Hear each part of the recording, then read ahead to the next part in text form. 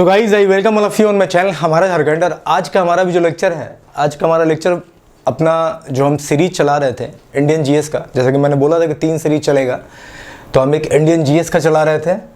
एक just give me अ सेक। तो हम अपना जो सीरीज चला रहे थे तो इंडियन जीएस का एक चला रहे थे, समान अध्ययन का, और साथ ही साथ हम चलाने वाले हैं जनरल साइंस का और झारखंड का। तो जो भी लोग झारखंड के किसी भी कॉम्पिटिटिव एग्जाम्स की तैयारी कर रहे हो बाइलिंगुअली, जिनको हिंदी इंग्लिश दोनों में चाहिए, तो यहाँ पे आप बहुत सारे एमसीक्यूज को सॉल्व कर सकते हो। झारखंड के जितने भी एग्जाम्स है, स्पेशली जेपीएससी के लिए तो आपको सोचना नहीं है, और सीजीएल के लिए क्यों मैं इतना क्वेश्चन यहाँ दे दूंगा कि आपका आराम से अगर आप प्रैक्टिस करते हो तो निकाल लोगे। ठीक है। सो हम अपना इंडियन जीएस का जो सीरीज चला रहे थे सामान्य अध्ययन का, उसमें ज्योग्राफी को लेकर चल रहे थे, भूगोल का।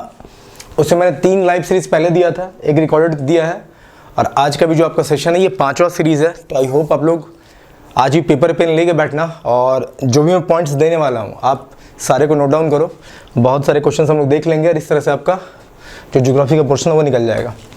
So welcome you again. जो लोग चैनल से नहीं जुड़े हो, जो चैनल पर नए हो, जो लोग जेपीएससी, सीजीएल, एसआई, एक्साइज किसी भी एग्जाम की तैयारी अगर झारखंड में कर रहे हो, so I think this video will benefit you. This is my app हमारा झारखंड, एंड्रॉयड प्ले स्टोर दोनों पे उपलब्ध है। अगर आप किसी भी एग्जाम की तैयारी कर रहे हो तो कोर्सेज को हमारे यहाँ से परचेज कर सकते हो। हमारे यहाँ JPSC, JSSC, CGL, SI, excise सारे कोर्सेज चल रहे हैं। टेस्ट सीरीज भी उपलब्ध है। प्ले स्टोर पे आपको ऐसा कुछ देखने को मिल जाएगा। And this is me, I am your mentor and guide. So चलिए टाइम वेस्ट नहीं करते हैं, क्वेश्चंस देखते हैं। क्वेश्चंस बहुत सारे हैं, पॉइंट्स भी बहुत सारे हैं। तो ये इंडियन ज्योग्राफी जो भारतीय भूगोल हम देख रहे थे, तो लास्ट वाला जो हमारा सीरीज था वो 4था था। This one is 5th series. तो हम 5वां सीरीज लेके चल रहे हैं, जिसमें कि हम खासकर ज्योग्राफी में भी physical geography, Indian physical geography जो भौतिक भूगोल है उसके प्रश्नों को ज़्यादातर देख रहे थे। मुझे उम्मीद है कि इस सीरीज से आपको बेनिफिट मिल रहा होगा। सो चलिए, ये रहा हमारा आज का पहला क्वेश्चन कि हाईएस्ट माउंटेन पीक। ये रहा हमारा आज का पहला क्वेश्चन कि highest mountain peak of peninsular India, कि प्रायद्वीपीय भारत की सबसे ऊंची पर्वत चोटी क्या है। प्रायद्वीपीय भारत की, पेनिनसुला आपको पता है वैसा लैंड मास जो तीनों साइड से पानी से घिरा हुआ, मैंने बहुत बार बता रखा है। जैसे इंडिया को अगर आप देखते हो, इंडिया को आप देखते हो, इधर में आपका हो गया अरब सागर, यहाँ हो गया आपका इंडियन ओशन, और यहाँ हो गया आपका बे ऑफ बंगाल। तो ये जो पार्ट है, ये लैंड मास है, ये जो भूमि है 3 साइड से पानी से घिरी हुई है। तो ऐसी भूमि जो 3 साइड से पानियों से घिरी है उसको हम बोलते हैं पेनिनसुला, उसी को हम बोलते हैं पेनिनसुला। अब जो प्रश्न है उसको देख लो। प्रश्न बोल रहा है कि जो हमारी पेनिनसुला इंडिया है, खासकर ये वाला पार्ट, ठीक है, दिस वन, उसका हाईएस्ट माउंटेन पीक कौन सा है। ठीक है, ऑप्शंस में क्या है हमारे पास है, अन्नाईमुड़ी है, दोदाबीटा है, महेंद्रगिरी और नीलगिरी। हम सारे ऑप्शंस को डिस्कस करेंगे। देखो ये प्रश्न एक है, लेकिन मैं इसे 5 से 7 आपको प्रश्न के उत्तर निकाल के दूंगा, क्योंकि we will discuss each and everything. ठीक है, वीडियो को पॉज करो और चेक करके बताओ आंसर क्या होगा। आप लोग अपने में लिखो, मैं फिर एक्सप्लेन करता हूँ। I am just give you 10 second. ठीक है, आपसे पूछा है कि प्रायद्वीपीय भारत का जो आपका सबसे हाईएस्ट पीक है, सबसे ऊंची चोटी है, वो कौन सी है। देखो इसका उत्तर ले लो। इसका उत्तर होगा ए, इसका उत्तर होगा ए, अन्नाईमुड़ी। ठीक है, अब अन्नाईमुड़ी की अगर बात निकली है तो भाई है कहाँ, पॉइंट लो। अन्नाईमुड़ी है केरला में। कहाँ है, केरला में। ठीक है, अब हम आते हैं दूसरे ऑप्शन पे। यह है आपका डोडाबीटा। देखो डोडाबीटा कहाँ आपको मिलेगा, तो जहाँ वेस्टर्न घाट, अगर मैं आपको इंडिया का मैप बनाता हूँ, ये नीचे का पेनिनसुला का पार्ट अगर मैं बना रहा हूँ, तो ये आपका हो गया वेस्टर्न घाट, ये हो गया आपका ईस्टर्न घाट। ये दोनों मिलते कहाँ हैं, दोनों मिलते हैं नीलगिरी में। ठीक है, दोनों मिलते हैं नीलगिरी हिल्स में। ठीक है, और नीलगिरी हिल्स का जो सबसे ऊंची चोटी है उसी का नाम क्या है, डोडाबीटा है। नीलगिरी पहाड़ियों की जो सबसे ऊंची चोटी है उसी का नाम क्या है, डोडाबीटा है। आप लोग लिखो कहीं पे। तो डोडाबीटा आपको कहाँ मिलेगा, कि जहाँ ईस्टर्न घाट और वेस्टर्न घाट मिलते हैं। ये रहा आपका वेस्टर्न घाट, ये रहा आपका ईस्टर्न घाट। ठीक है, ये दोनों जहाँ मिलेंगे, ये मिलेंगे आपको नीलगिरी हिल्स में। नीलगिरी हिल्स में, नीलगिरी की पहाड़ियों में। हिंदी वाले यार, मैं इंग्लिश में ज़्यादा लिखता हूँ तो हिंदी वाले लिख लेना यार। ठीक है, दोनों भाषाओं में लिखना बड़ा डिफिकल्ट हो जाता है। तो वेस्टर्न घाट और ईस्टर्न घाट जहाँ मिलते हैं वो कहाँ मिलते हैं, नीलगिरी हिल्स में मिलते हैं। नीलगिरी हिल्स है कहाँ, वो है तमिलनाडु में। ये कहाँ है, तमिलनाडु में। तो भाई नीलगिरी हिल्स की जो सबसे ऊंची चोटी है उसी का नाम क्या है, डोडा बेटा है। ठीक है, अब महेंद्रगिरी आपको कहाँ देखने को मिलेगा, ये मिल जाएगा आपको ओडिशा में। ठीक है, ये कहाँ मिल जाएगा, ओडिशा में। तो पॉइंट्स मिले ना। अनाईमुड़ी कहाँ है, केरला में। डोडा बेटा क्या है, नीलगिरी हिल्स की जो ऊंची चोटी है वो है नीलगिरी हिल्स, जहाँ पे वेस्टर्न और ईस्टर्न घाट मिलते हैं। है कहाँ, तमिलनाडु में। महेंद्रगिरी कहाँ है, उड़ीसा में। तो देखो कम से कम 4-5 पॉइंट मैंने निकाल के आपको दे दिया। अब इसको थोड़ा मैप से बताता हूँ, चलो मैप के थ्रू देखो। ठीक है, मैप के थ्रू देखो इसको। देखो अगर आप ध्यान से देखोगे, मैं इसे थोड़ा ऊपर करता हूँ, ओके, और थोड़ा बड़ा भी कर दिया जाए ताकि आपको ज़्यादा अच्छे से दिखे। चलिए ये देखो वेस्टर्न घाट। कल मैंने वेस्टर्न घाट पर अच्छा खासा चर्चा किया था, कहाँ कहाँ से क्रॉस करता है, कितने स्टेट से को कवर करता है वेस्टर्न घाट, कितने स्टेट में उसका स्ट्रेच है, कितनी लंबी तक फैली हुई है। गुजरात, महाराष्ट्र, गोवा, मैंने बताया था ना, मैंने बताया था। कर्नाटका, केरला, तमिलनाडु। तो भाई ये वेस्टर्न घाट और ईस्टर्न घाट जहाँ मिलते हैं, ये हो गया आपका, यहाँ तो मिलते हैं। ये देखो नीलगिरी हिल्स लिख रहा है, यहाँ मिलते हैं। इसी की एक चोटी है डोडा बेटा। देखो डोडा बेटा भी आपको दिख रहा होगा, ये रहा नीलगिरी हिल्स, ये रहा डोडा बेटा। अनाईमुड़ी देखो यहाँ केरला में है, यहाँ पे। तो आपसे पूछा है कि यही पेनिनसुला जो है भारतीय प्रायद्वीप की सबसे ऊंची चोटी कौन सी है, तो भाई सबसे ऊंची चोटी है अनाईमुड़ी। ठीक है, सबसे ऊंची चोटी इसी पेनिनसुला, इसी प्रायद्वीपीय भारत की सबसे ऊंची चोटी होगी अनाईमुड़ी। वेस्टर्न घाट और ईस्टर्न घाट जहां मिलते हैं, ये रहा आपका नीलगिरी हिल्स। कहाँ है, तमिलनाडु में। तो नीलगिरी हिल्स की सबसे ऊंची चोटी कौन है, डोडा बेटा है। और महेंद्रा हिल्स आपको उड़ीसा में देखने को मिल जाएगा। ठीक है, महेंद्रा हिल्स आपको कहीं यहाँ देखने को मिल जाएगा। ओके, चलिए नेक्स्ट चलते हैं। नेक्स्ट क्वेश्चन क्या बोला, देखो which is the eastern most peak of Himalaya. भाई हिमालय का सबसे ईस्टर्न मोस्ट पीक बोला है, हिमालय के सबसे पूर्व में। ठीक है, सबसे पूर्व में जो सबसे उसकी जो चोटी है, सबसे आखिरी वाली पूर्व की चोटी कौन सी है, आपसे वही पूछा है कि हिमालय की सबसे पूर्वी चोटी कौन सी है। अगर आप हिमालय को ढंग से देखोगे, मान लेते हैं कि ये हमारा हिमालय है, मान लेते हैं ये हमारा हिमालय है। अब ऐसा ही नहीं है, ठीक है, बहुत डिविजन्स है, लेजर, मिडिल, ग्रेटर, बहुत सारा है। ठीक है, और रेंजेस में है, कुछ ऐसा ऐसा है। अभी हम पढ़ाएंगे जब जेपीएससी में इंडियन ज्योग्राफी, आई थिंक वो भी लेक्चर शायद यूट्यूब पे मैं दूंगा, पहला लेक्चर। तो हिमालय कुछ इस तरह से है। ठीक है, पर अभी तो आपको समझाने के लिए बता रहा हूँ कि अगर हिमालय अगर हम मान लेते ये है, तो इसके सबसे वेस्ट में क्या है, ये रहा इसका वेस्ट, पश्चिमी भाग, पश्चिमी भाग ये रहा इसका, और ये रहा सबसे ईस्ट, ये रहा इसका ईस्ट, पूर्वी भाग। तो आपसे यही पूछा है ना कि पूर्वी चोटी कौन सी है सबसे। दोनों मैं बता रहा हूँ, दोनों ध्यान से देखो। यहाँ देखो सबसे, अगर हम हिमालय की बात करें तो सबसे पश्चिमी चोटी इसकी कौन सी है, पश्चिमी चोटी जो है ना इसकी, ये आपका नंगा पर्वत है, नंगा पर्वत, नंगा पर्वत। ठीक है, और अगर इसकी ईस्ट में बात करें तो ध्यान देना, ब्रह्मपुत्रा कहाँ से निकलती है, ब्रह्मपुत्रा मानसरोवर के पास से निकलती है, मानसरोवर लेक जो कि माउंट कैलाश के पास है, और वहाँ से ब्रह्मपुत्रा निकलती हिमालय के पैरेलल आती है, भी हम आगे बताएंगे 20 पे।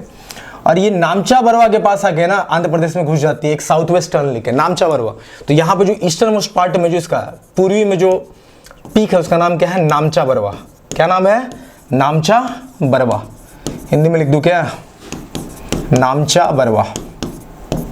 तो मैंने बस आपको याद दिलाने के लिए बोला कि भाई ब्रह्मपुत्र भारत में कहाँ घुसती है, तो एकदम ईस्टर्न मोस्ट पार्ट जो है इसका, जो पूर्वी चोटी है उसके पास नामचा बरवा के पास वो एक साउथ वेस्ट टर्न लेती है, साउथ वेस्ट, देखो साउथ वेस्ट की तरफ एक टर्न लेती है, और आंध्र प्रदेश से वहां से ब्रह्मपुत्रा घुसती है।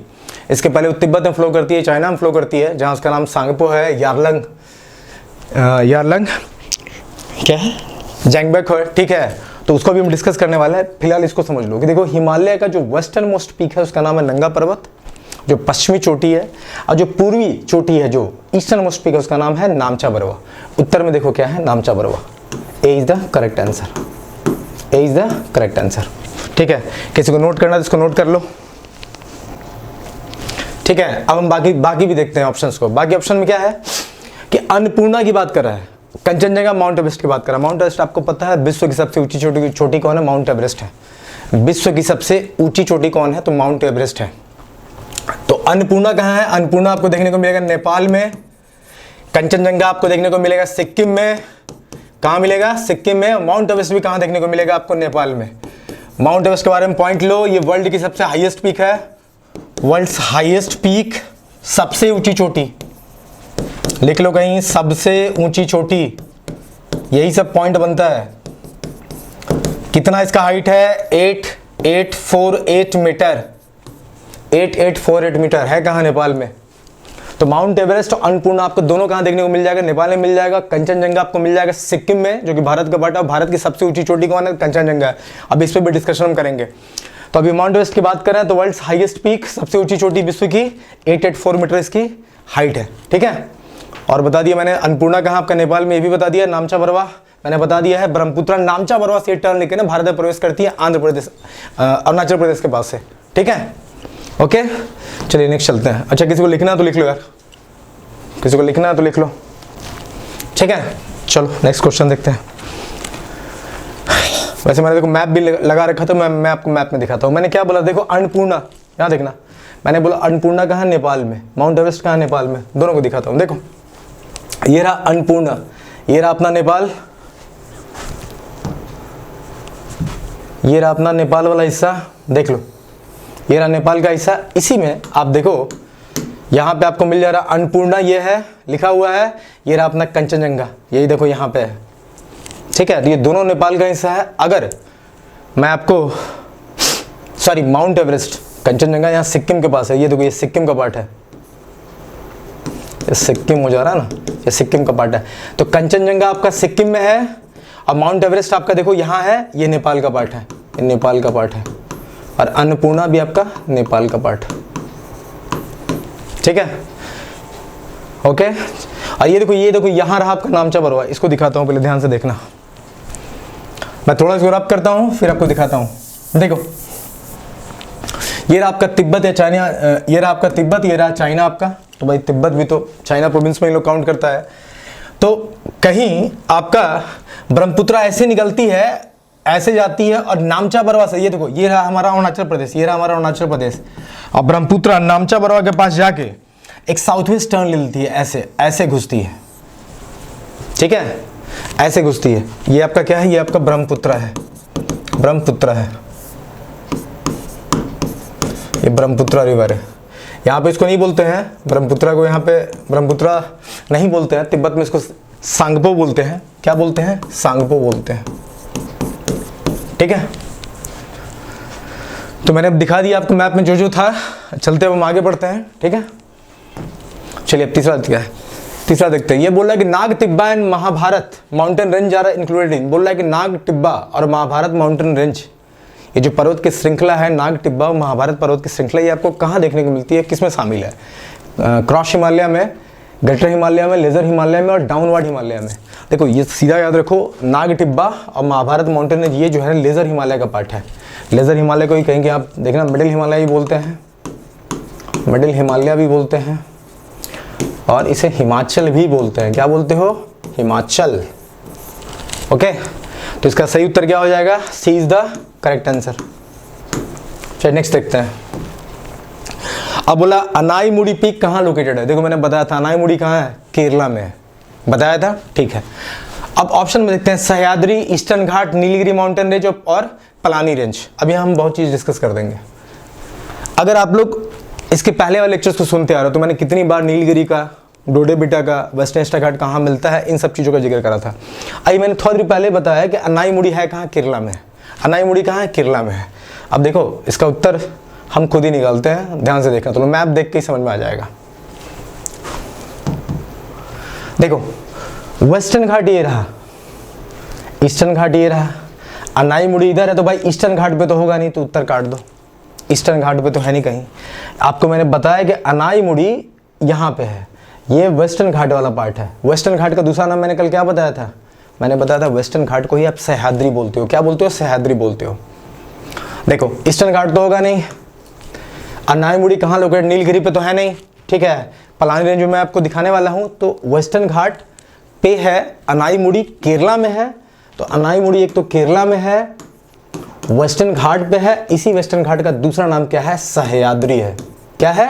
सह्याद्री है। मैंने कल आपको बताया था। सही उत्तर क्या हो जाएगा? ए। सही उत्तर क्या हो जाएगा? ए। ठीक है, अब देखो एक चीज और याद रखो, ये जो पलानी रेंज है ना, ध्यान देना, एक चीज इसको आप लोग याद कर लो, ज्यादा अच्छा रहेगा। कैप, एक याद करना, कैप। जब आप साउथ से नॉर्थ की तरफ जाओगे, दक्षिण से जब आप उत्तर की तरफ जाओगे, तो जब आप साउथ से नॉर्थ की तरफ जाओगे ऐसे, तो आपको 3 चीज मिलेगा। Cap, C for cardamom hills, इलायची की पहाड़ियां, cardamom hills, A for Annamalai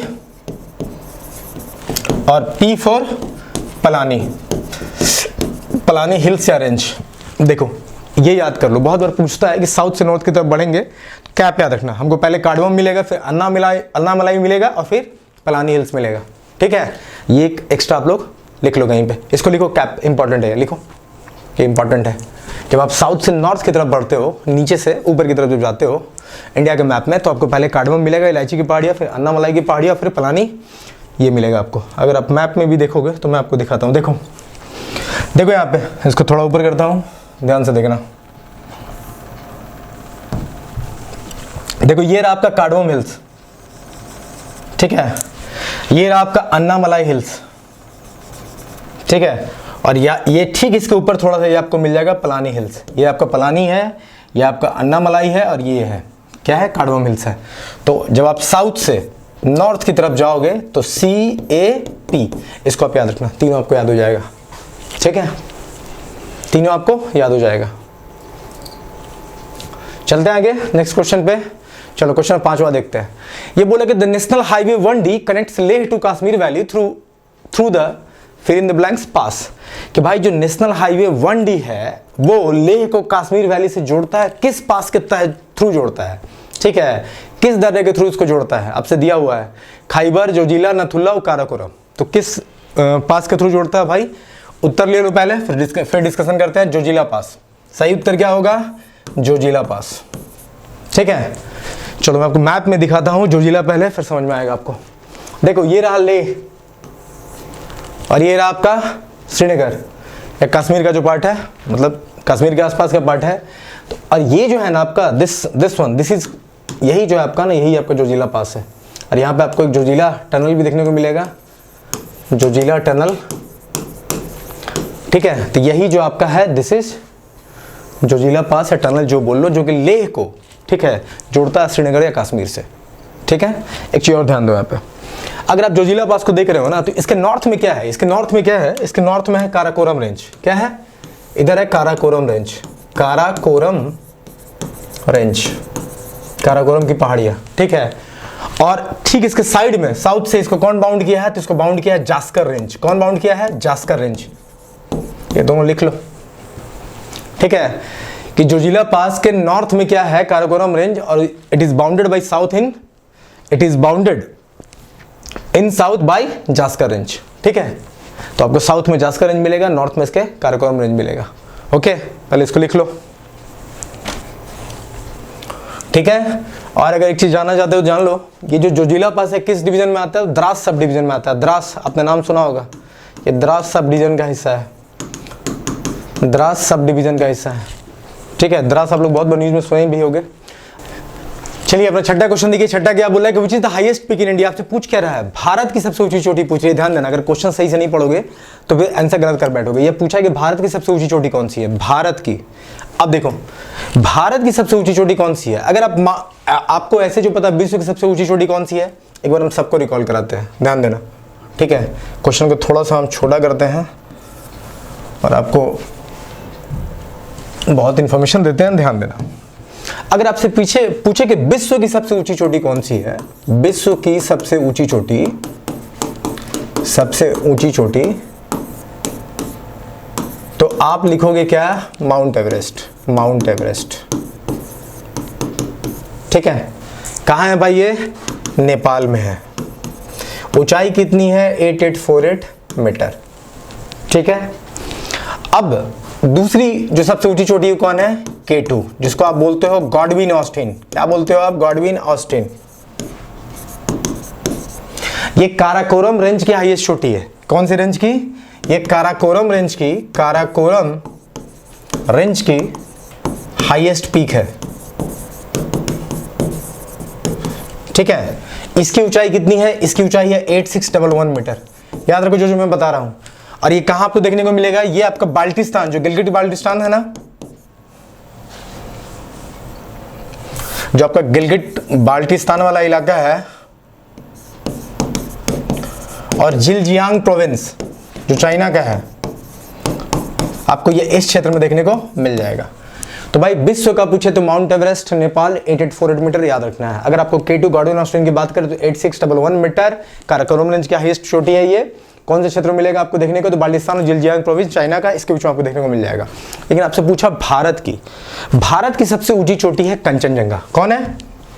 Kanchenjunga. देखो मैं यहाँ लिख रहा हूँ, भारत की सबसे ऊंची चोटी कौन है भाई, तो कंचनजंगा। कंचनजंगा इसकी ऊंचाई कितनी है भाई, 8586 मीटर। कहाँ आपको देखने को मिलेगा, तो भाई हमको मिल जाएगा सिक्किम में। कहाँ मिल जाएगा, सिक्किम में। लेकिन ऑप्शन में देखो तो कंचनजंगा भी नहीं है, ये दोनों तो है ही नहीं। अब क्या करें, भारत की दूसरी सबसे ऊंची चोटी कौन सी है, तो नंदा देवी है। याद रखो भारत की दूसरी सबसे ऊंची चोटी कौन सी है भाई, तो नंदा देवी है। नंदा देवी कहाँ आपको मिलेगा, उत्तराखंड। उत्तराखंड में देखो नंदा देवी ऑप्शन में है, तो अकॉर्डिंग टू ऑप्शन के हिसाब से यहाँ उत्तर क्या जाएगा, नंदा देवी जाएगा। समझे? अगर विश्व का पूछे तो माउंट एवरेस्ट, विश्व की दूसरी तो K2 गॉडविन ऑस्टिन 8848 मीटर, वो नेपाल में आपको देखने को मिलेगा। ये बाल्टिस्तान और जिलजियांग प्रोविंस में देखने को मिलेगा। लेकिन अगर आपको भारत का पूछे तो भारत की सबसे ऊंची चोटी है कंचनजंगा, जो कि सिक्किम में आपको देखने को मिलेगा, और नंदा देवी उत्तराखंड में। ठीक है, तो ये दूसरी बड़ी चोटी है, इसलिए नंदा देवी इसका सही आंसर होगा। आंसर हो जाएगा सी। ठीक है, अगर आप ऐसे भी देखना चाहते हो तो मैं आपको इसी मैप में दिखाता हूँ, एक बार ध्यान से देखना। चलो फिर से देखो, मैं दिखा रहा हूँ। देखो कंचनजंगा यहाँ सिक्किम में, ये भारत की सबसे ऊंची चोटी है।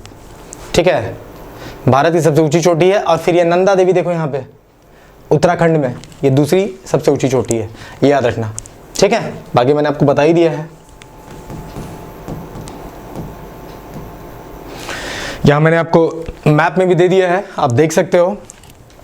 नंबर 1 पे तुम्हारा आपका कौन है, माउंट एवरेस्ट है 8848, दूसरा K2 है 86118, मैंने बता ही दिया था आपको। समझे? उस तरह से फिर आपका तीसरा नंबर पे आता है कंचनजंगा 8586, ये भी मैंने आपको बता दिया है। तो यहाँ मैंने सभी पर्वतों को आपको दे दिया है, आप चाहो तो इसको देख सकते हो, इंक्रीजिंग डिक्रीजिंग ऑर्डर में है। आप इसको स्क्रीनशॉट ले लो, आपके काम भी आएगा। ठीक, चलिए चलते हैं आपको 7 नंबर क्वेश्चन में। Which of the following mountain range is located in India, कि भाई इसमें से कौन सा माउंटेन रेंज है जो भारत में, ठीक है, भारत में निम्न में से कौन सी पर्वत श्रृंखला स्थित है, कि भारत में कौन सा आपका स्थित है। ठीक है, एक एक को देखो, वीडियो को पॉज करके इसका उत्तर देने की कोशिश करो। जो लोग ज्योग्राफी पढ़ के रखे हो, जेपीएससी लिखने वाले हो या CGL, ठीक है, इसका उत्तर देने की कोशिश करो कि भारत में कौन सी पर्वत श्रृंखला देखने को आपको मिलती है। ठीक है, चलो देखो। ठीक है, तो इसका उत्तर क्या होगा, इसका उत्तर होगा पीर पंजल। इसका उत्तर क्या होगा, डी, पीर पंजल। आंसर क्या होगा, डी, कि Arakan Yoma, Sulaiman range, salt range और पीर पंजल में भारत की जो पर्वत श्रृंखला है वो कौन सी है, पीर पंजल है। अब उत्तर मैंने बता दिया, हम सबको एक बार डिस्कस करते हैं, ध्यान दो। देखो सुलेमान रेंज आपको कहां देखने को मिलेगा, तो ये eastern edge of Iranian plateau है। ये क्या है, ईस्टर्न एज, ईरानियन प्लेटू का जो आखिरी छोर आपको देखने को मिलेगा ना, पूर्वी में, पूर्व की तरफ जो आखिरी छोर आपको देखने को मिलेगा वो मिलेगा आपको सुलेमान रेंज का। तो eastern edge of Iranian plateau, Iranian plateau. ठीक है, अब साल्ट रेंज की बात करें तो आपको कहां मिलेगा, ये पंजाब पाकिस्तान वाला इलाका मिलेगा आपको। पंजाब पाकिस्तान वाला जो इलाका है वहां आपको मिल जाएगा देखने को। ठीक है, पीर पंजल और अराकान योमा। अराकान योमा की अगर हम बात करते हैं तो ये आपको वेस्टर्न म्यांमार का पार्ट है। किसका है, पश्चिमी जो म्यांमार है, जो बर्मा इसको आप बोलते हो, म्यांमार का पार्ट है। ठीक है, और ये बेसिकली आपको कहां देखने को मिलेगा, तो अराकान योमा आपको देखने को कहां मिल जाएगा, अराकान योमा आपको देखने को मिलेगा रखाइन कोस्ट है, एक बर्मा में एक रखाइन कोस्ट है, रखाइन तट जिसको बोलते हो, और एक इरावादी रिवर है। तो इन दोनों के बीच में आपको देखने को मिल जाएगा, इन दोनों के बीच में आपको अराकान योमा देखने को मिल जाएगा। ये कहां देखने को मिल जाएगा आपको, तो रखाइन कोस्ट और इरावादी रिवर जो है इन दोनों के बीच में आपको देखने को मिल जाएगा। ये वेस्टर्न म्यांमार, ये बर्मा का पार्ट है। तो अराकान योमा आपको बर्मा में देखने को मिलेगा, सुलेमान रेंज आपको मिल जाएगा इरानियन प्लेटू के आसपास, साल्ट रेंज आपका पंजाब पाकिस्तान के बीच वाला इलाका है, सॉरी आपको वहां देखने को मिल जाएगा। और पीर पंजल जो है भारत का, उसको मैं बताता हूँ। देखो पीर पंजल जो है ना, ये कौन सा है, आपको कश्मीर में देखने को मिलेगा। कहाँ मिलेगा, कश्मीर में। और ये बेसिकली आप देखो कि झेलम से, झेलम नदी जो है वहां से एक्सटेंड करते हुए व्यास तक चली गई है। कहां तक चली गई है? झेलम रिवर से एक्सटेंड करते हुए, extended up to Beas river, ठीक है, वहां तक चली गई है। और यहां पे आपको एक पास भी देखने को मिलता है, इसका नाम क्या है? बनिहाल पास। कौन सा नाम है? बनिहाल पास। एक दर्रा मिलता है आपको, बनिहाल दर्रा देखने को मिलेगा, जो किसको जोड़ता है? तो जो जम्मू एंड श्रीनगर को जोड़ता है, श्रीनगर को जोड़ता है, कनेक्ट करता है। लिखो इसको, फिर आपको मैप में दिखाता हूं, पहले लिख लो, ठीक है, इसको लिख लो। तो पीर पंजल आपको कश्मीर में देखने को मिलेगा, ये झेलम नदी से एक्सटेंड करता हुआ आगे बढ़ता हुआ व्यास नदी तक चला गया है। यहाँ आपको एक बनिहाल दर्रा भी देखने को मिलता है, ठीक है, जो जम्मू और श्रीनगर हाईवे लिख लो, श्रीनगर हाईवे कनेक्ट करता है, और साथ में जम्मू और जो बारामूला है उसको भी कनेक्ट करता है, बारामूला उसको भी कनेक्ट करता है, ठीक है। अब हम आपको मैप में दिखाते हैं, ये मैप में दिखाते हैं आपको सब कुछ। देखो ये रहा आपका पीर पंजल, ये रहा आपका पीर पंजल, ठीक है। इसको आपको वहां दिखाता हूं, आपको ध्यान से देखो, यहां आपको देखने को मिल जाएगा पीर पंजल, ठीक है। ये पंजाब पॉक का इलाका में आपको मिल जाएगा साल्ट रेंज, देखो साल्ट रेंज, ठीक है। और ये देखो आपको यहाँ पे ये म्यांमार का पार्ट है, यहाँ आपको कहीं देखने को मिल जाएगा क्या? Arakan Yoma. तो आपको अराकन योमा यहाँ मिल जाएगा, साल्ट रेंज आपको यहाँ मिल जाएगा, और ये रहा आपका पीर पंजल, पीर पंजल, ठीक है। मैप में भी क्लियर हो गया। आपको एक जगह और दिखाता हूं मैप में, ध्यान से देखना। देखो ये रहा हमारा पीर पंजल, दिख रहा है पीर पंजल, दिस वन इज पीर पंजल, ठीक है। ये मिडिल हिमालय का पार्ट है। चलिए अब हमारा ये क्वेश्चन भी हो गया, आगे चलते हैं हम। 7 नंबर हो गया, सारा ऑप्शन हमने डिस्कस कर लिया। ये सब जो पॉइंट है ना उसको लिखते रहना यार, साल्ट रेंज, सुलेमान, पीर पंजल, अराकन योमा, कहाँ कहाँ, ये बनिहाल पास कहाँ आपको देखने को मिल जाएगा, किसको जो कनेक्ट करता है, ये सारे के सारे पॉइंट्स ही तो है। आप एग्जामिनेशन में आपको 20 क्वेश्चन यहाँ देता हूँ, 20 के बदले आपको 50 क्वेश्चन तैयार हो जाता होगा। अब 50-50 क्वेश्चन अगर हम डेली करते हैं यार, तो एक महीने में 1000-1500 क्वेश्चन कर लेंगे, ठीक है। चलिए आगे देखते हैं नेक्स्ट। ये बोला कि Himalayan mountain range is an example of, भाई हिमालय पर्वत श्रृंखला किसका उदाहरण है? हिमालय पर्वत श्रृंखला किसका उदाहरण है? आपको पता है Himalaya is an young fold mountain. Fold mountain देखो सीधे हिट करो, आंसर क्या हो जाएगा इसका? डी। हिमालय क्या है? यंग फोल्ड माउंटेन है। इसमें चाहो तो लिख लो, हिमालय क्या है? यंग फोल्ड माउंटेन है, पॉइंट ले लो। दूसरा है कि हिमालय बना कैसे? हिमालय कैसे बना? मैंने कल भी कहानी बताई थी नेक्स्ट सीरीज में, गोंडवाना टूटा, इंडिया था वहां पे, तो भाई ऊपर था यूरेशियन प्लेट, नीचे था Indian plate. Indian plate drift करते हुए धीरे धीरे ड्रिफ्ट किया और जाके मारा यूरेशियन प्लेट में, और हिमालय का फॉर्मेशन हो गया। ये रहा लॉरेशिया का पार्ट, ये रहा गोंडवाना का पार्ट, ये रहा गोंडवाना, ये रहा लॉरेशिया। इसी को आप यूरेशियन प्लेट भी बोलते हो। क्या बोलते हैं? Eurasian plate. और ये रहा आपका इंडियन प्लेट, यहाँ जो इंडिया था इंडियन प्लेट। इंडिया यहाँ से क्या किया? धीरे धीरे ड्रिफ्ट करना स्टार्ट किया, धीरे धीरे धीरे धीरे धीरे धीरे यहाँ से इंडिया धीरे धीरे ड्रिफ्ट करते गया और जाके मारा यूरेशियन प्लेट में, और यहाँ पे हिमालय का फॉर्मेशन हो गया, हिमालय फॉर्म्ड, ठीक है। तो जब इंडियन प्लेट यूरेशियन प्लेट से टकराती है तो हिमालय बनाई थी, ठीक है, मैंने ये पहले ही बता रखा था। तो ये रहा फोल्ड माउंटेन कहानी। अब वॉल्केनिक माउंटेन किसको बोलते हैं? ज्वालामुखी पर्वत। भाई ज्वालामुखी पर्वत जो ज्वालामुखी के निकलने से बने हो, ठीक है, सिंपल सी बात है। जो वॉल्केनिक इरप्शन से माउंटेन बनते हैं उसको आप ज्वालामुखी पर्वत बोलते हो। इसकी कहानी खत्म करो। रेसिडुअल माउंटेन, भाई वैसे माउंटेन, इसी को रेलिसेट माउंटेन भी कहते हैं। इसको क्या बोलते हैं? रेलिसेट माउंटेन भी कहते हैं, या रेलिकिट, ठीक है। अब मान लो क्या होता है कि बहुत ज़्यादा किसी ज़मीन के टुकड़े पे बहुत प्रेशर टेम्परेचर पड़ा, बहुत प्रेशर टेम्परेचर पड़ा, वेदरिंग हुआ। अब वेदरिंग किसके द्वारा होता है? या तो भाई हवा के द्वारा होगा, एयर के द्वारा, वाटर के द्वारा। तो भाई इस तरह से जो रेसिड्यू बच जाता है, जो माउंटेन का शकल लेता है, उसी को आप बोलते हो अवशिष्ट पर्वत, ठीक है। जो लास्ट में रेसिड्यू बच जाता है वेदरिंग, डेनुडेशन, ये सब होने के बाद जो आपको एयर, वाटर किसी के थ्रू हुआ, हाई प्रेशर टेम्परेचर भी उस पर लगे। हाई प्रेशर टेम्परेचर में एंट्री नहीं है। देखो वेदरिंग होता है तो ऑटोमेटिकली कहीं ना कहीं किसी पॉइंट पर टेम्परेचर प्रेशर बढ़ना ही है। तो उस कारण से जो हमको अवशिष्ट पर्वत मिलता है उसको बोलते हैं रेसिडुअल माउंटेन। अब इसमें एक इंपॉर्टेंट है ब्लॉक माउंटेन, इसको मैं समझाता हूँ थोड़ा अच्छे से। ये जो ब्लॉक पर्वत है ये क्या होता है? देखिए ब्लॉक पर्वत, ये जो ब्लॉक पर्वत है या ब्लॉक माउंटेन बनता कैसा है? बनता कैसे है? जब दो टेक्टोनिक प्लेट्स मूव करेंगे और बीच में दरार क्रिएट कर देंगे, क्रैक्स बना देंगे जमीन, अर्थ में, पृथ्वी में। जैसे मान लो यहाँ पे 3 प्लेट है, मान लो ये हमारा 3 प्लेट था। अब ये दोनों मूव कर गए, ये ऊपर मूव कर गया, ये भी ऊपर मूव कर गया और नीचे में एक दरार बना दिया, ठीक है। तो उस स्थिति में क्या होता है? ब्लॉक माउंटेन्स बनते हैं। तो जब दो टेक्टोनिक, मतलब कि ब्लॉक माउंटेन बनता कैसे है? टेक्टोनिक प्लेट्स के मूवमेंट से अगर दरार की स्थिति बन जाती है जमीन में या भूभाग में, तो वो ब्लॉक माउंटेन क्रिएट करता है। जैसे मैं दिखाता हूँ, 3 तरह से ब्लॉक माउंटेन बनते हैं। अब चलो इस फोटो को देखते हैं और समझते हैं कि ब्लॉक माउंटेन बनता कैसे है। तो ब्लॉक माउंटेन 3 तरह से बनेगा। एक तो ये होगा कि मान लो जैसे देखो 3 प्लेट थे, एक प्लेट ग्रो कर गया, ये अपने आप बढ़ गया। अब ये बढ़ गया तो एक माउंटेन का शक्ल ले लिया। दूसरा क्या होगा कि भाई ये दोनों जो है ना, ये दोनों अपने आप घट गया। ये ऐसे ही रहा था, ये स्टेबल था, लेकिन ये दोनों घट गया। तो भाई जब मान लो 3 लोग ऐसे हैं, ये घट गया, ये भी घट गया, तो ये तो ऊंचा ही रह जाएगा ना। तो ये भी जो बना माउंटेन, ये भी ब्लॉक माउंटेन बनाया। या ऐसा हो सकता है कि ये जो बीच वाला है ना, यही अपने आप घट जाए। देखो, तो जब ये अपने आप घट जाता है तो एक माउंटेन का शक्ल ले लिया ना, तो ये भी बन गया ब्लॉक माउंटेन। और ये जो दरार बना, यही रिफ्ट वैली, ठीक है। ये जो दरार बना ना, यही आपके क्या है?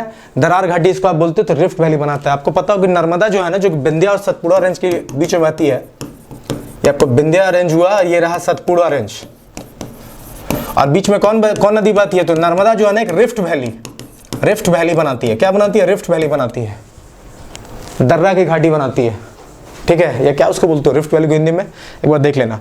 तो रिफ्ट वैली बनाती है। तो ये जो बना, ये रहा ब्लॉक माउंटेन, ये भी ब्लॉक माउंटेन, यही ब्लॉक माउंटेन। ब्लॉक माउंटेन में 2 चीज और ध्यान दो।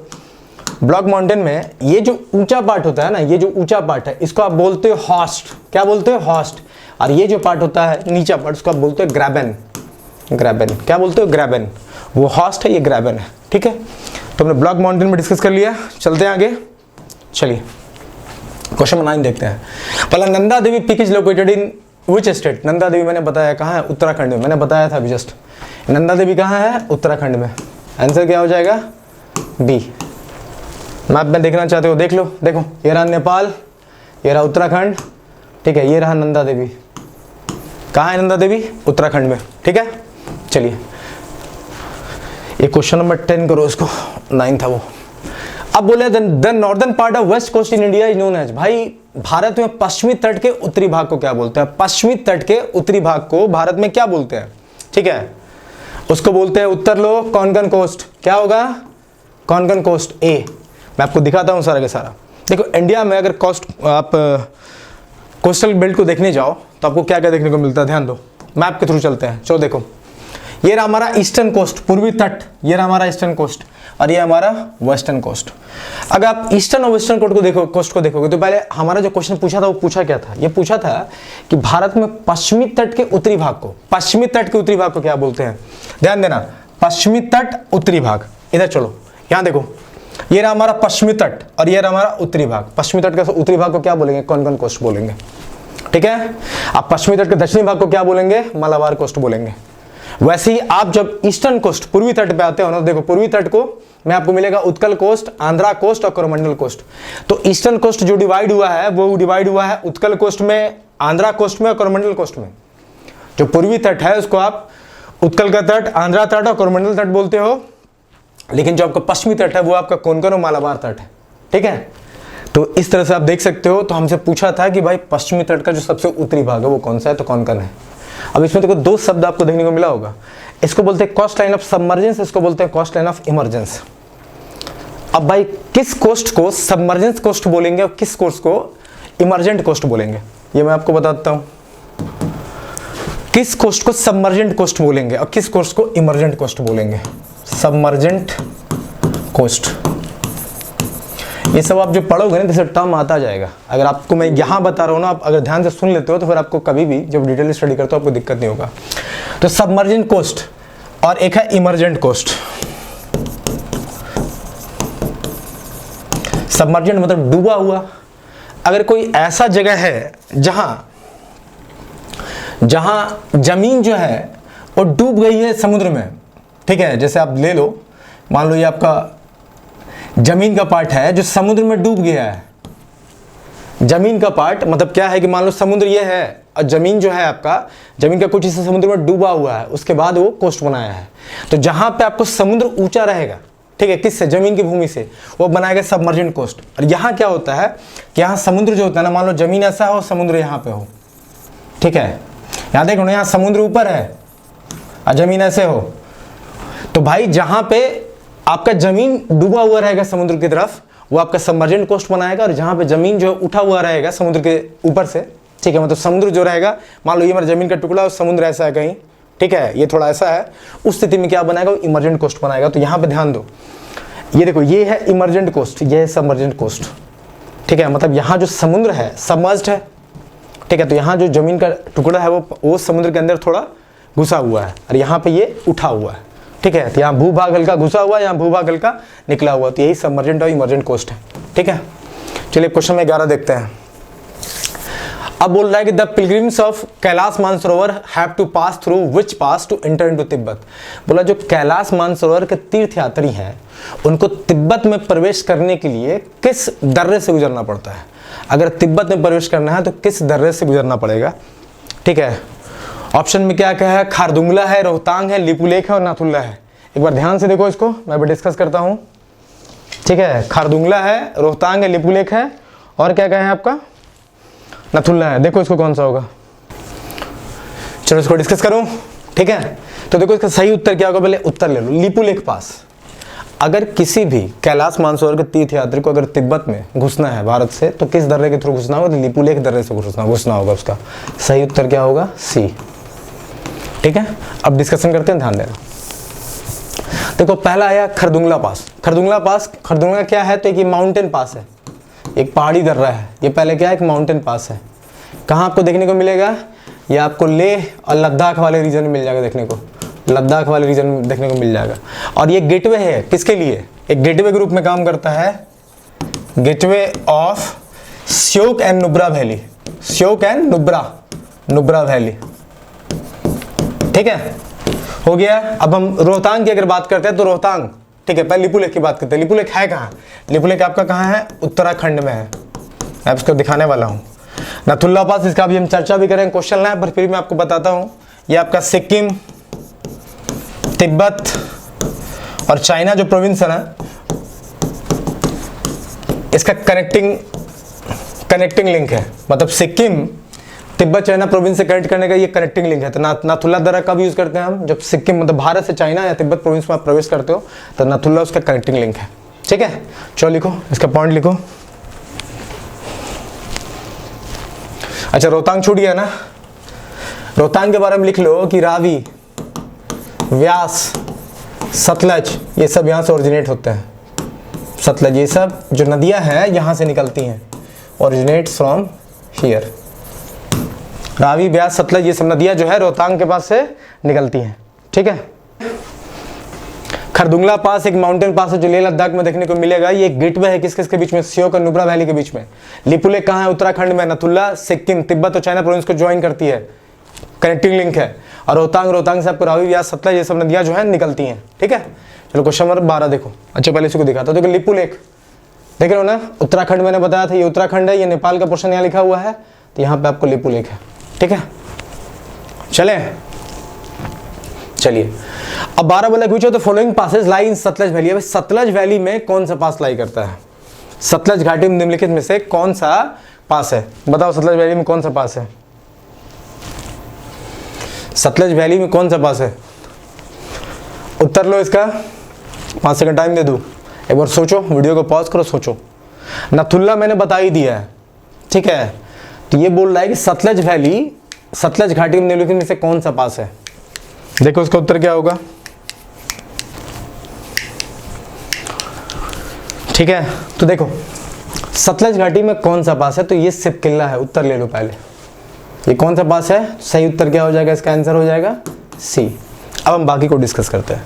नाथुल्ला के बारे में मैंने आपको बता दिया कि भाई सिक्किम और तिब्बत चाइना जो प्रोविंस है इसका कनेक्टिंग लिंक है भाई, सिक्किम को तिब्बत चाइना से जोड़ने वाला है, नाथुल्ला मैंने बताया। अब जलेपला जो है, जलेपला ये भी सिक्किम तिब्बत, ये भी सिक्किम तिब्बत को कनेक्ट करता है। ये दूसरा हो गया, इसको भी लिख लेना आप। अब सिपकिल्ला, देखो एक्चुअली में ये जो सतलज है, सतलज रिवर कहाँ से, सतलज नदी कहाँ से स्टार्ट होती है? तो सतलज नदी जो है, ये जो सतलज नदी है, सतलज नदी कहाँ से निकलती है? तो ये राकास लेक, राकास लेक जो कहाँ है? मानसरोवर में है, मानसरोवर के पास है, मानसरोवर के पास है। तो सतलज नदी निकलती है राकास लेक से, जो कि मानसरोवर के पास है, और इंटर करती है सिपकिल्ला के थ्रू हिमाचल प्रदेश में। कहाँ इंटर करती है? हिमाचल प्रदेश में। बस इतना ही याद रखना है आपको। सतलज नदी निकलती है राकास लेक में, जो मानसरोवर के पास है, और इंटर करती है सिपकिल्ला के थ्रू, घुस जाती है वो हिमाचल प्रदेश में। ठीक है, चले आगे, लिख लो ये पॉइंट, लिख लो, वीडियो को पॉज करके लिख लो एक बार। नथुल्ला हो गया, जलेपला हो गया, सिपकिल्ला हो गया। इसके पहले मैंने आपको जोजिला बता ही दिया था, तो बहुत सारे पासेज आज हमने डिस्कस कर लिए। ठीक है, ठीक है, चलते हैं 13 नंबर पे। अगर आप सिपकिल्ला देखना चाहते हो, देखो सिपकिल्ला यहाँ है, ये हिमाचल प्रदेश आपको दिख रहा होगा। ठीक है, तो ये सिपकिल्ला पास है। ओके, चलिए आगे देखते हैं। क्वेश्चन में 13 बोला है, which Himalayan peak is also called as Sagarmatha. ठीक है, सागरमाथा किस हिमालयन पीक को बोला जाता है? सागरमाथा किस हिमालयन पीक को बोला जाता है? देखो सागरमाथा किसको बोला जाता है? सही उत्तर है सी, माउंट एवरेस्ट को। माउंट एवरेस्ट का ही दूसरा नाम क्या है आपका? सागरमाथा है।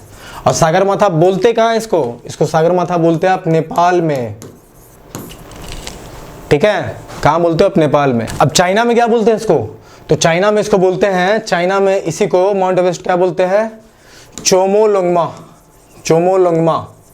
ठीक है, तो माउंट एवरेस्ट का दो नाम आपको और पता चला, एक सागरमाथा जिसको नेपाल में सागरमाथा इसको बोला जाता है, और चाइना में इसको चोमोलोंगमा बोलते हैं। क्या बोलते हैं?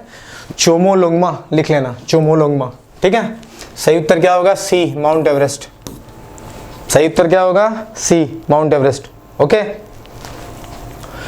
बाकी मैंने कंचनजंगा की चर्चा कर ही दिया, नंगा पर्वत की चर्चा कर ही दिया है। अब क्वेश्चन 14 लो। 14 क्या बोला है कि where is Raisina hills. Raisina hills कौन सी है, इसमें से आपको बताना है। इसका सीधा उत्तर मैं आपको बता रहा हूँ, उतना पढ़ते नहीं है। रायसीना हिल्स किसको बोलते हैं? जहाँ राष्ट्रपति भवन स्थित है हमारा, where Rashtrapati Bhavan is situated, that is Raisina hills. याद रखना। ठीक है, और इसका जो डिजाइन किया था राष्ट्रपति भवन का, जो डिजाइन करने वाला व्यक्ति था, जो बनाने वाला था, वो कौन था? इसका नाम था एडविन लुटियंस, एडविन लुटियन। ठीक है, तो रायसीना हिल किसको कौन सी है? तो जो हमारा राष्ट्रपति भवन है वही रायसीना हिल्स है। ठीक है, ये देख लो, राष्ट्रपति भवन जिन्होंने नहीं देखा देख लो एक बार।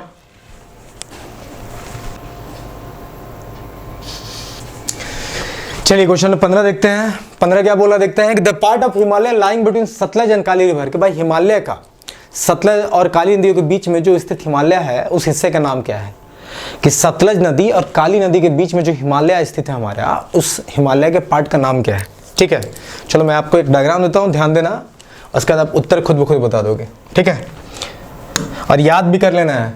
आपसे पूछा है कि सतलज और काली नदी के बीच में जो हमारा हिमालय स्थित है, उस पार्ट का नाम क्या है, उस हिस्से का नाम क्या है? तो ये रहा इंदस, ये रहा सतलज, ऐसे ही ड्रॉ करो कॉपी में। ये रहा काली रिवर, इंदस नदी, सतलज नदी, काली, ये रहा तीस्ता, और ये रहा ब्रह्मपुत्र। ब्रह्मपुत्र लिख लेना ठीक से। अब देखो, अब जो हिमालय इनके बीच में है ना, देखो इसको क्या क्या बोलते हैं। जो इंदस और सतलज के बीच में हिमालय है, उसको हम बोलते हैं पंजाब हिमालय। क्या बोलते हैं? पंजाब हिमालय। ठीक है, पंजाब हिमालय। जो सतलज और काली के बीच में है, उसको हम बोलते हैं कुमाऊन हिमालय। हिमालय। जो काली और तीस्ता के बीच में है, उसको हम बोलते हैं नेपाल हिमालय। क्या बोलते हैं? नेपाल हिमालय। और जो तीस्ता ब्रह्मपुत्र के बीच में है, उसको बोलते हैं असम हिमालय। क्या बोलते हैं? असम हिमालय। चलो इसको लिख लो, बनाओ इसको अच्छी जल्दी से। ये रहा इंदस नदी, ये रहा सतलज, ये रहा काली, ये रहा तीस्ता और रहा ब्रह्मपुत्र। तो इंदस सतलज के बीच वाले को पंजाब, जो हिमालय का पार्ट है, जो हिस्सा है उसको बोलेंगे पंजाब हिमालय। सतलज काली वाले के बीच का कुमाऊं हिमालय, काली तीस्ता के बीच का नेपाल हिमालय, और तीस्ता और ब्रह्मपुत्र के बीच का क्या हो जाएगा, उसको बोलते हैं असम हिमालय। तो इस तरह भी एक डिवीजन है, ठीक है। चलो इसको लिखो। तो सही उत्तर क्या हो जाएगा हमारा, क्वेश्चन में क्या पूछा है, सतलज और काली के बीच का पूछा है, सतलज और काली कुमाऊं हिमालय। तो हमारा हो जाएगा C is the correct answer, C is the correct answer, C is the correct answer. इसको लिख लो, ये बहुत इंपॉर्टेंट है।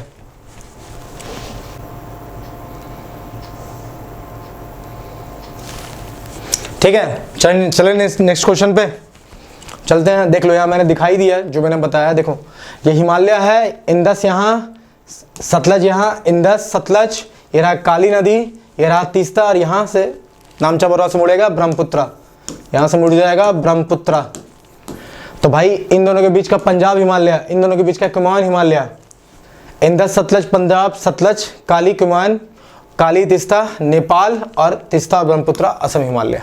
ठीक है, ओके। वैसे मैप में आप ध्यान से देखो, ध्यान से देखो मैप में, ये देखो ये ब्रह्मपुत्र का ही दिखा रहा है, ये ब्रह्मपुत्र ही है। ये जो नामचा बरवा से अरुणाचल प्रदेश में घुसी है, ये देखो ब्रह्मपुत्र लिखा भी है, ठीक है। तो तीस्ता ब्रह्मपुत्र के बीच में कौन है, असम हिमालय। ठीक है, चलिए 16 देखते हैं।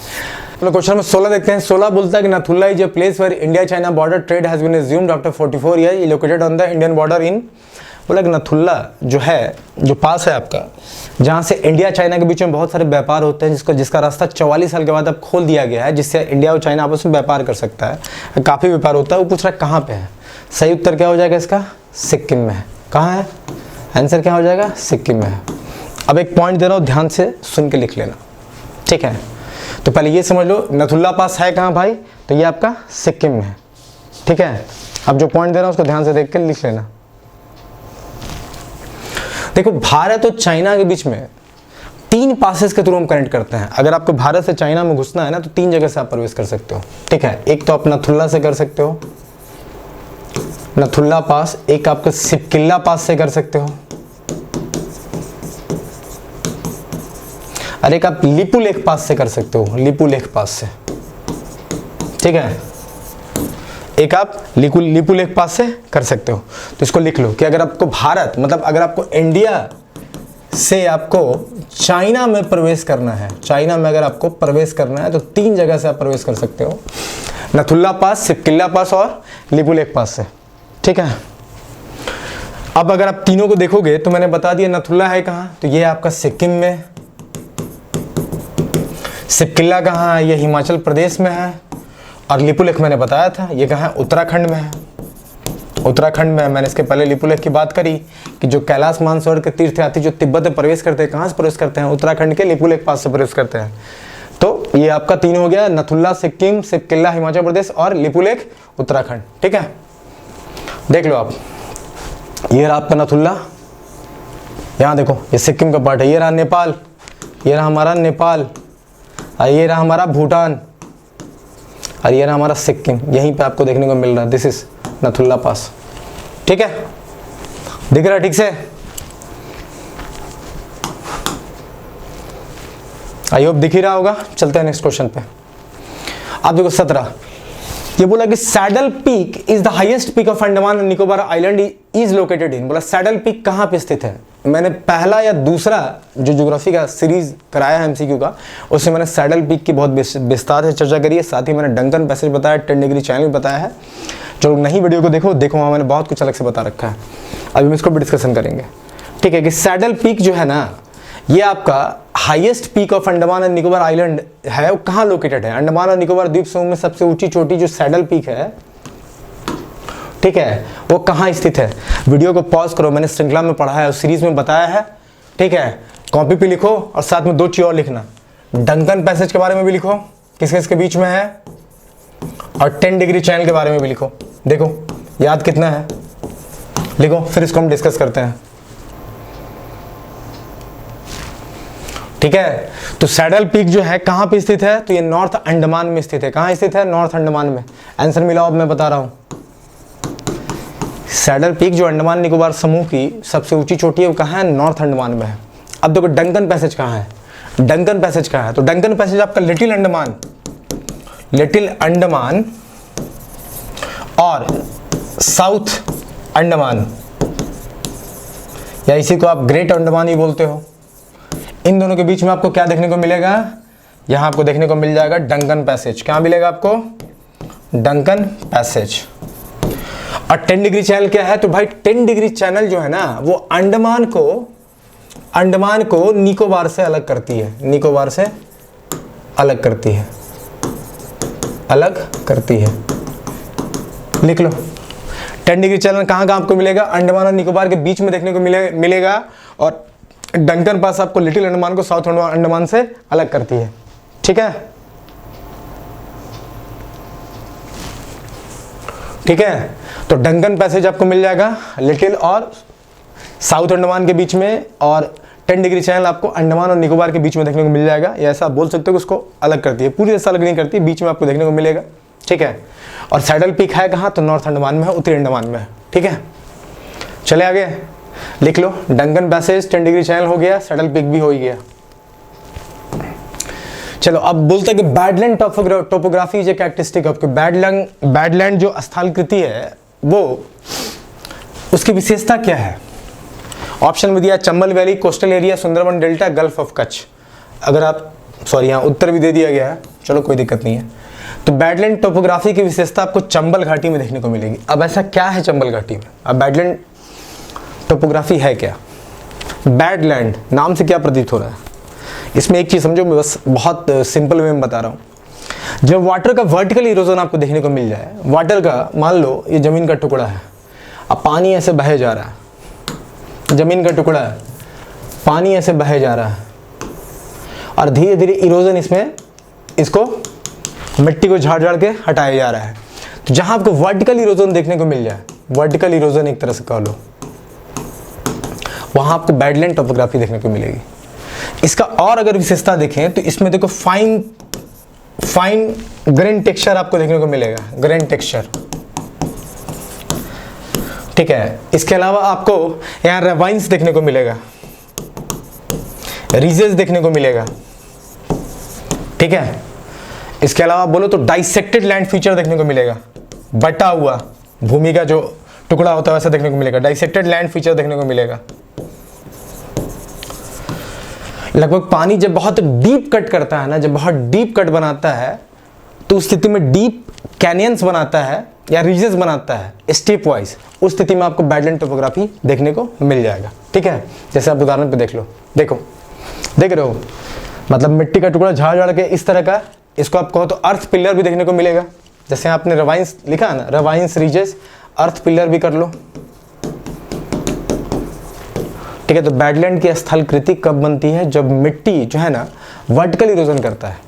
ठीक है, वर्टिकल इरोजन करता है, मिट्टी का कटाव जो होता है जब वर्टिकली होता है, उस स्थिति में आपको रीजेस मिलेंगे, रवाइंस मिलेंगे, अर्थ पिलर मिलेगा, डाइसेक्टेड लैंड फीचर में मिलेगा, फाइन ग्रेन टेक्सचर मिलेगा। ठीक है, पानी बहुत डीप कैनियंस कट करती है, रीजेस बनाती है। ये आप जो देख रहे हो, जैसे आप चंबल वैली है कहाँ? चंबल वैली कहाँ है? मध्य प्रदेश, एमपी में है। तो चंबल की घाटी जो है ना वो एकदम परफेक्ट एग्जांपल है बैडलैंड टोपोग्राफी का, याद रखना, बैडलैंड के स्थलाकृति का। ठीक है, चले आगे, चलिए ये मैंने दिखा दिया। अब 19 देखो, 19 बोल रहा है कि इट इज ए कोल्ड, मतलब कि एक ब्लैंक स्पेस दिया हुआ है कि is a cold desert lying in the great Himalaya. भाई ग्रेट हिमालय में, ठीक है, जो एक ठंडा रेगिस्तान है वो इसमें से कौन है? लद्दाख है, सतपुरा है, अरावली है, विंध्या है। सतपुरा, अरावली, विंध्या, लद्दाख। तो एक ठंडा रेगिस्तान का बात हो रहा है, कोल्ड डेजर्ट की बात कर रहे हैं। तो पहले वीडियो को रोको, आप थोड़ा सा दिमाग लगाओ, पहले इसको उत्तर देने का कोशिश करो, पहले इसका उत्तर देने का कोशिश करो।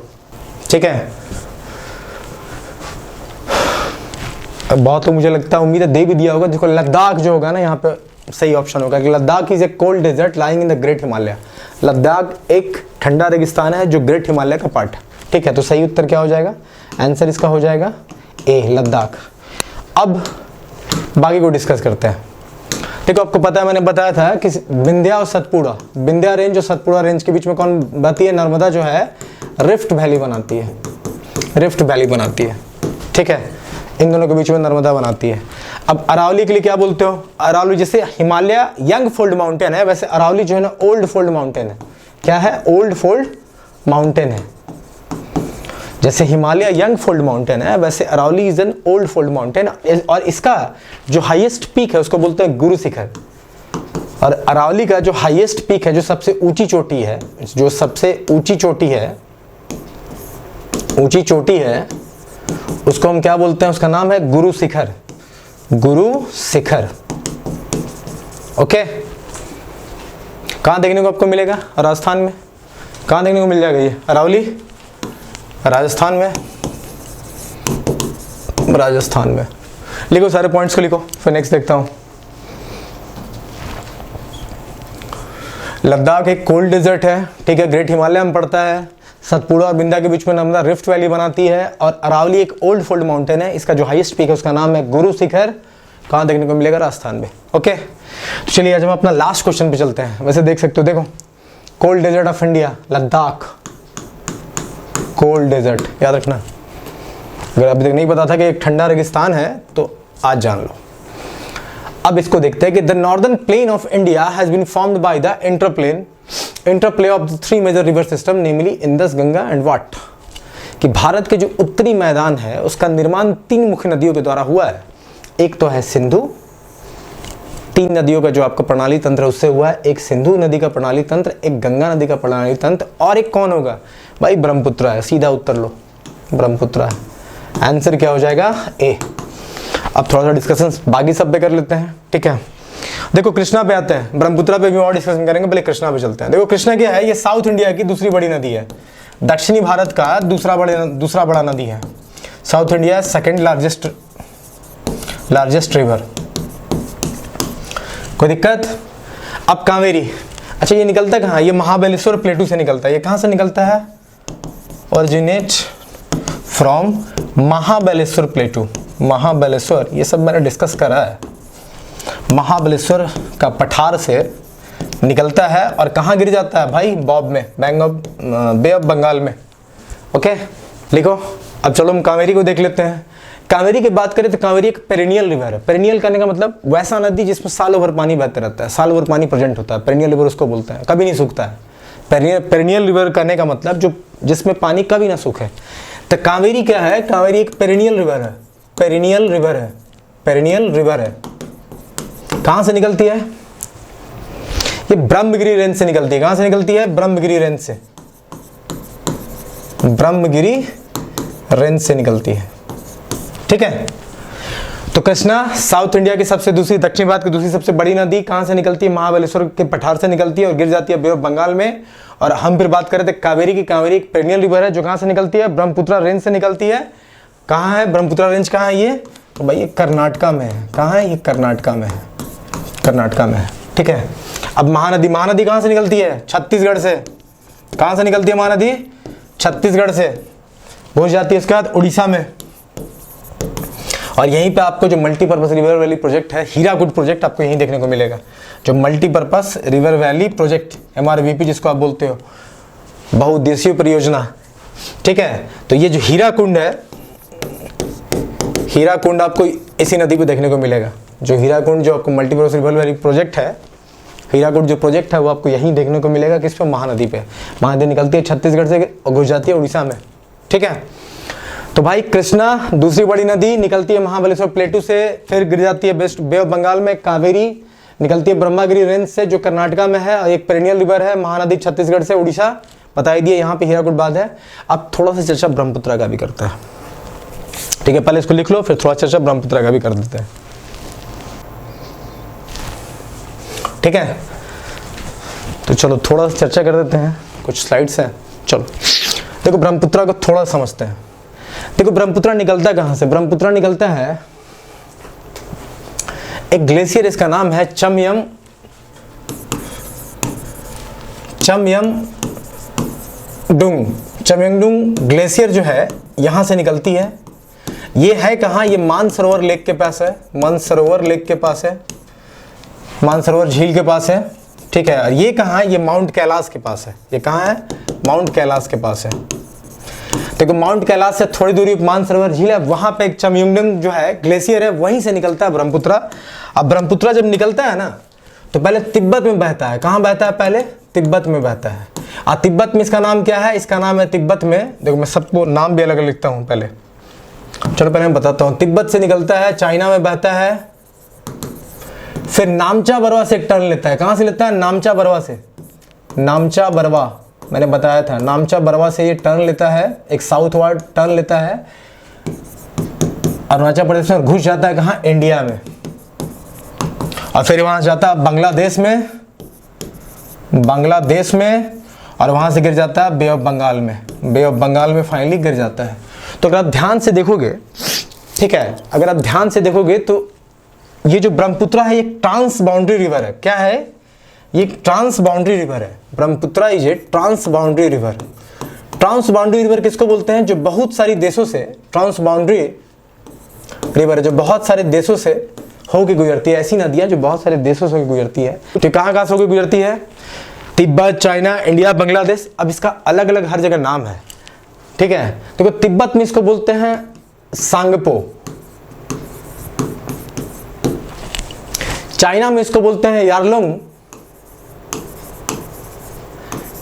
जैंगबोक, यारलुंग जैंगबोक। अरुणाचल प्रदेश में इसको बोलते हैं दिहांग। क्या बोलते हैं? दिहांग।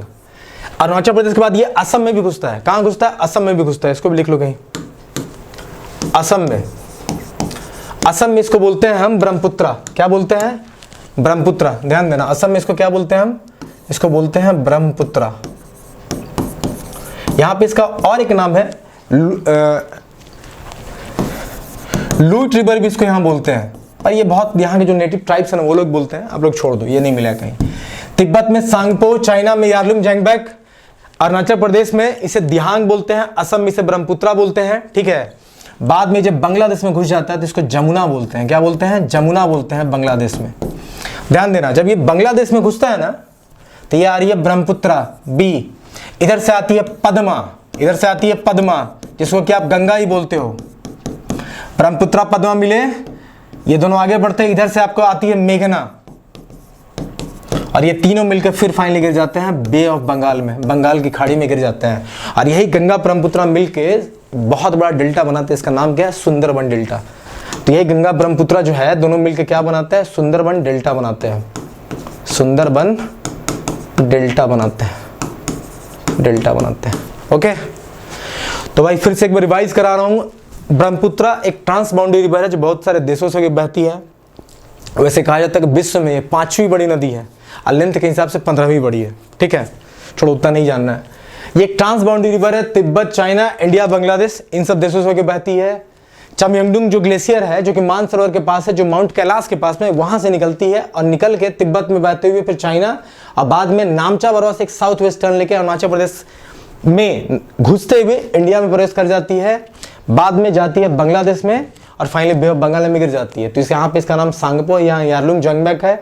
अरुणाचल प्रदेश में इसको दिहांग बोलते हैं, असम में इसको ब्रह्मपुत्र बोलते हैं, बांग्लादेश में इसको जमुना बोलते हैं। बाद में पद्मा आती है उधर से, जिसको आप गंगा ही बोलते हो, ये मिल जाती है। तो पद्मा ब्रह्मपुत्र देखो यहाँ मिल जाता है, बाद में मेघना से मिलती है और ये सब मिलकर फिर गिर जाते हैं बे ऑफ बंगाल में, बंगाल की खाड़ी में, ठीक है। तो ये रहा आपका पूरा का पूरा कहानी। आई होप आज का लेक्चर भी आपको फ्रूटफुल रहा होगा।